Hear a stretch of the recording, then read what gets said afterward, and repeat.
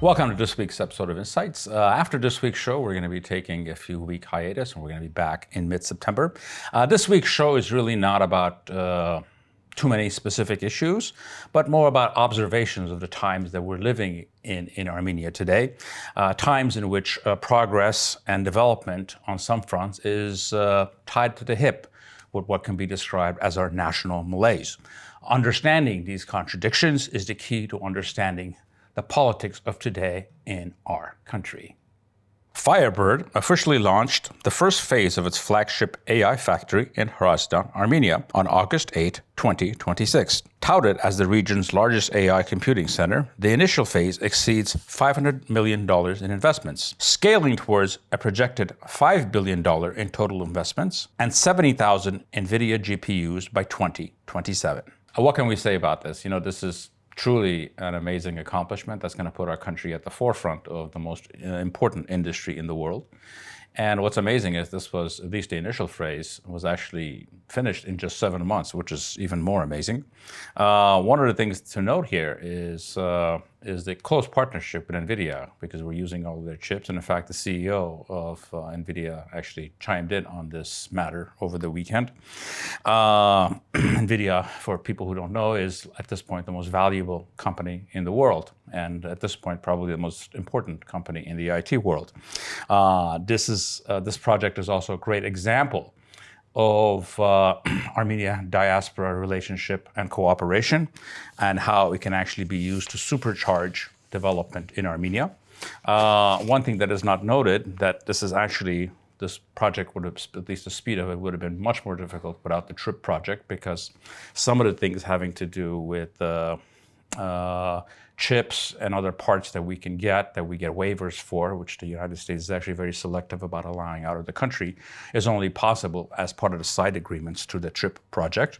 One thing that stood out for me was the presence of the Prime Minister of Kazakhstan. And as we had noted a few weeks ago, this Armenian company, Firebird, is actually building even a bigger data center in Kazakhstan.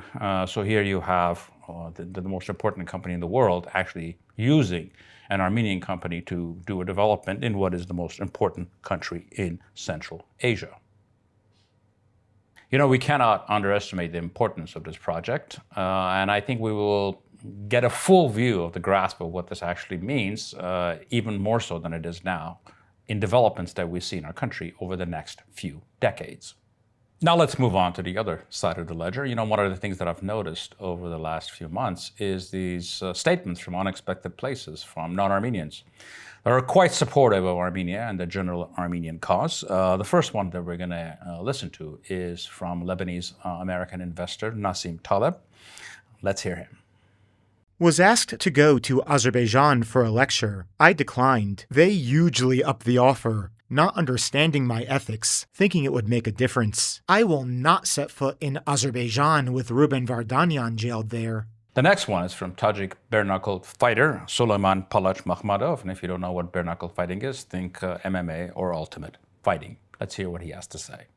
Tajik bare-knuckle fighter Suleiman Palach Makhmadov paid tribute to Armenia's fallen soldiers following his unanimous decision victory over Umar Davlet Mirzayev at Hype Armenia in Yerevan. Makhmadov visited Yereblur military pantheon shortly after arriving in Armenia. Following his fight, he appeared in Armenian military camouflage to honor those who sacrificed their lives. You cannot imagine how strong these people are and how much they have endured, Makhmadov said. You can take away whatever you want, but you can never take away the love in the hearts of Armenians, or my love for them. The last one is from New York City Mayor Zohran Mamdani.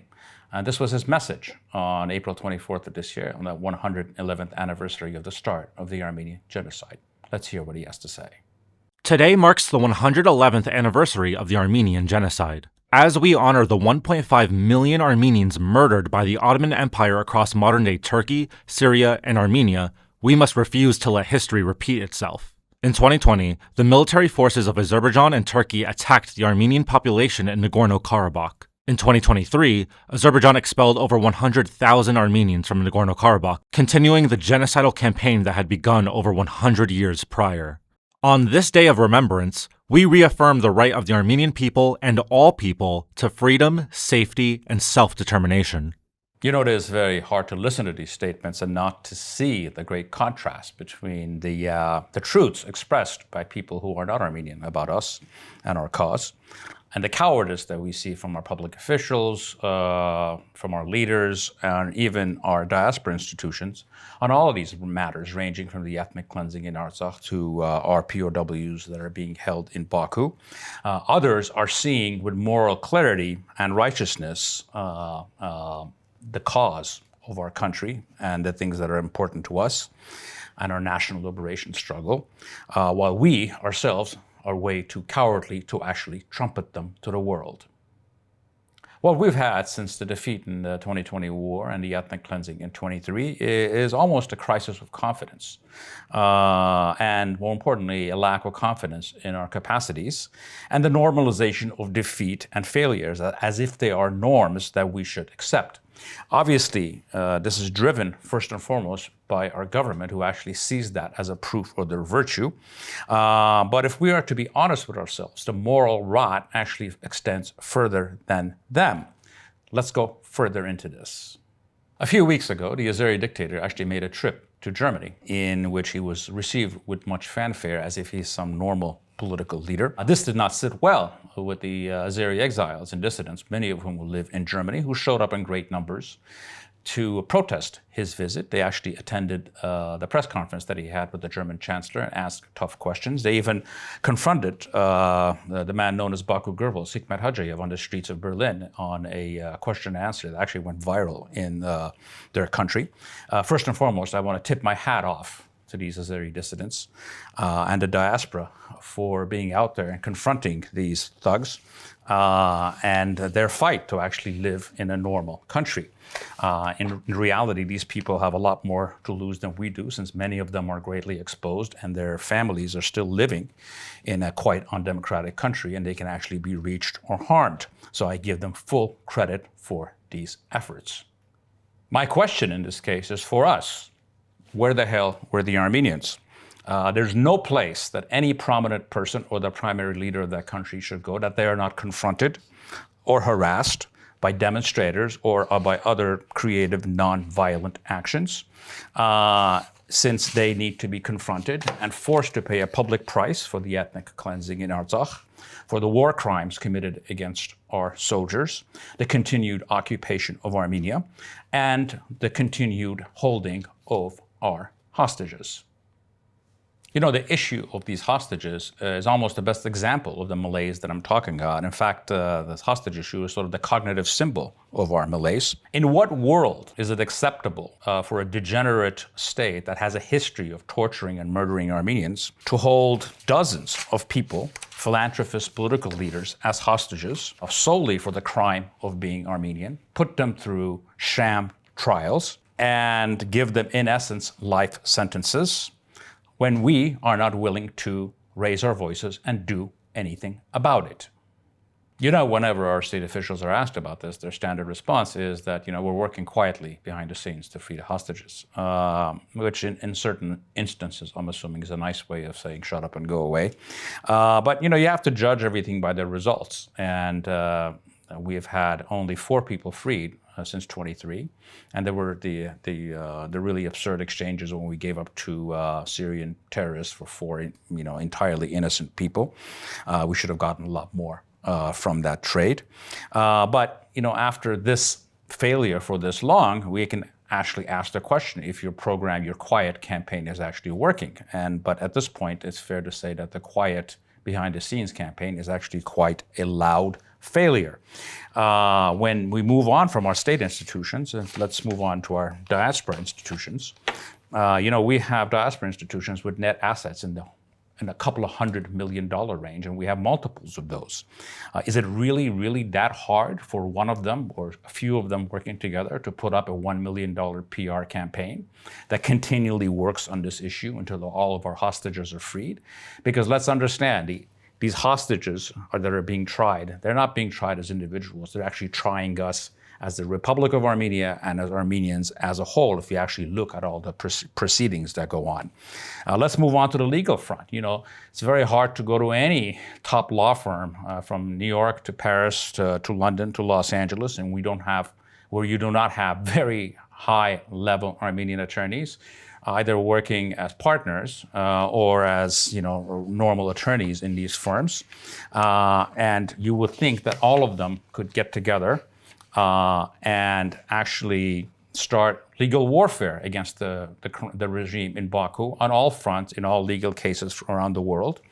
I mean, some of this is being done by very good organizations like CFTJ, but it's too little, and they're alone. We should have something that is much broader than that. Now, let me ask our human rights organizations or women's rights organizations, what are you doing to make these 4 women famous around the world among your colleagues and your peers doing the same kind of work? For those of you who don't know, I'm of course talking about the cases of Anush Apetyan, Susanna Grigoryan, Alisa Melkonian, and Irina Gasparyan, who during the 22 Jermuk invasion, depending on the individual cases, were raped, mutilated, murdered by Aliyev's so-called soldiers. If you do not take up their cause and demand justice for them, both from our own country and from the world, who is going to do that? Now let's move on to our environmental organizations. My question is, where is your Save Shikahor campaign? For people who don't know, Shikahor is it's an ancient forest natural reserve that has been occupied by the Azeri regime, and they're essentially clear-cutting about good parts of that forest and destroying the flora and fauna. Why are we not actually publicizing this fact to the world? We have COP17 coming up in Armenia in a few months, and this is actually the best example of biodiversity actually being destroyed in Armenia. Our environmental organizations should be at the tip of the spear of making this a national and international issue. Now I'm going to move on to the influential and the very wealthy or billionaire Armenians around the world. The reality of it is, in the Armenian world, stretching from Yerevan to Moscow, to New York, to Buenos Aires, is actually more wealthy than influential than it has ever been in history. Is it really that hard to put a few $1 million on a PR campaign that focuses on freeing our hostages and actually makes the regime in Baku pay a price for the crimes that it's committed against our people, and specifically by putting a price on Armenian life? At the end of the day, we have a situation today in which 19 Armenian families are expected and are left alone to fight the resources of a petro state. I'm sure some will respond by saying, why are you picking on these individuals, institutions, professions, and organizations? Isn't this the state's responsibility to take care of? And the response is that, yes, that's absolutely true, but it's also irrelevant, since at this point, our state neither has the willingness or the capacity to fight to defend the rights of our citizens or to advance our national interests. Our national interests for the next few years will only be defended and advanced by ordinary citizens, by our civil society, and by our diaspora institutions. We are a free people with agency. Let's finally act on it.